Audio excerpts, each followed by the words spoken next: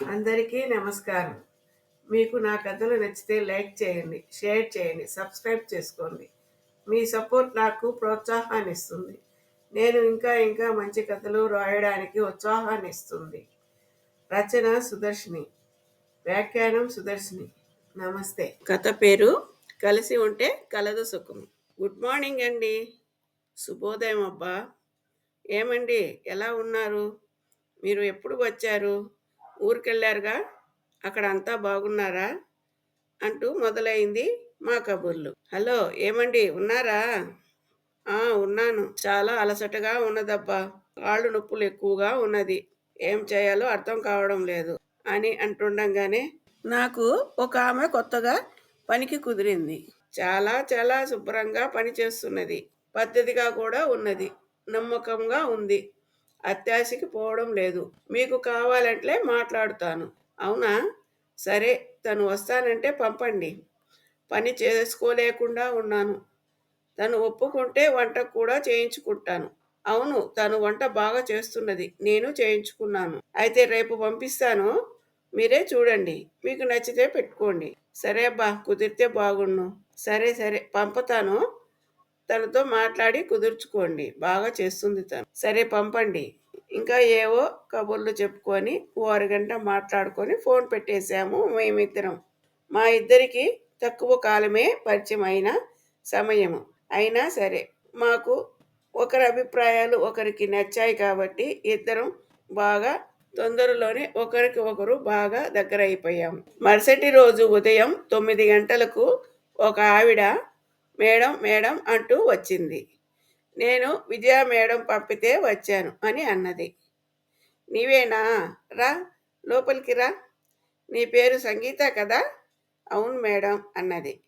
చూడడానికి లక్షణంగానే ఉన్నది అని మనసులో అనుకుంటూ, సరేనమ్మా, నాకు వంట కూడా చేస్తావా అంటే, చేస్తాను మేడం అన్నది. ఇలా 15 రోజులు గడిచింది. సంగీత ఎప్పుడు దేని గురించి పెద్దగా ఆలోచిస్తున్నట్లు నాకు కనపడలేదు.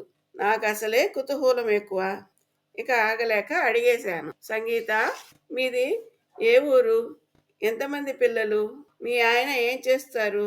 ఇలా అన్ని ప్రశ్నలు అడిగాను. ఆమె అన్నిటికీ సమాధానం ఇచ్చింది. మాది ఓ చిన్న పల్లెటూరు. మాకు వ్యవసాయం ఉంది.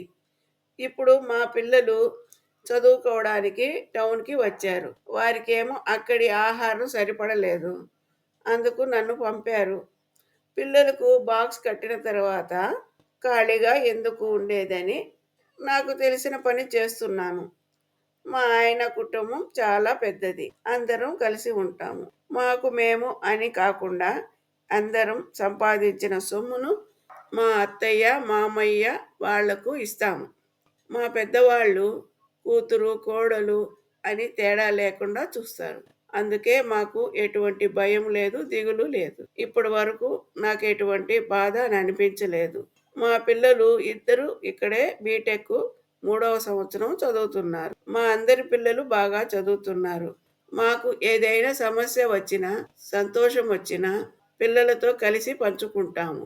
ఎందుకంటే రేపటి రోజున వారికి ఎటువంటి సమస్య వచ్చినా వాళ్ళకు వాళ్ళు సమస్యను తీర్చుకోవాలిగా అంటారు మా అత్తయ్య మామయ్య గారు. అందువలన పెద్దవాళ్ళు సంస్కారం, సభ్యతతో, మర్యాదతో మెలగాలి అని చెప్పడమే కాదు, వాళ్ళని అలా పెంచారు కూడా. వాళ్ళని పెంచడం కూడా మా పెద్దవాళ్ళే చూసుకున్నారు. వీళ్లకు వాళ్ళ మాదిరే సంస్కారం అప్పింది. అది మా అదృష్టంగా భావిస్తాము మేము. పిల్లలందరూ చాలా బుద్ధిమంతులు. ఈ కాలంలోని పిల్లలలాగా ఉండరు. అది ఎంతో సంతోషంగా అనిపిస్తుంది మాకు అంది సంగీత. నిజమేగా, అందరూ కలిసి ఉంటే ముఖ్యంగా ఇంటి ఇల్లాలకు ఓ భరోసా. అందువలన తను ఎంతో ఆనందంతో సంసారంలో తన వంతుగా సుఖ సంతోషాలు పంచుతుంది. ఎక్కడైతే ఇంటి పెద్దలు తమ పిల్లలను మంచి సంస్కారంతో, సభ్యతతో పెంచుతారో ఆ ఇల్లు కలకలలాడుతుంది. ఎక్కడైతే ఇంటి ఇల్లాలు ఎంతో సంతోషంతో, భరోసాతో ఉంటుందో అక్కడ సుఖశాంతులు ఉంటాయి. అందుకే అంటారు, కలిసి ఉంటే కలదు సుఖము అని. పెద్దలన్న మాట ఎప్పటికీ పొల్లుపోదు. అది ఆచరించిన వాడు ఎప్పుడూ కష్టపడడు. కష్టపడినా ఒకనాటికి నిలదొక్కుకుంటాడు. కలిసిమెలిసి ఉండే కుటుంబాలు అరుదైన ఈ రోజుల్లో వీళ్ళ కుటుంబం చాలా గొప్పదిగా కనపడింది నాకు. తనను చూస్తే చాలా సంతోషం అనిపించింది. అదే సమయంలో అసూయగా కూడా అనిపించింది. చిన్న సంపాదనతో కూడా ఎంతో ఆనందంగా హుందాగా బతుకుతున్నది. పిల్లల్ని బీటెక్ వరకు చదివిస్తున్నది.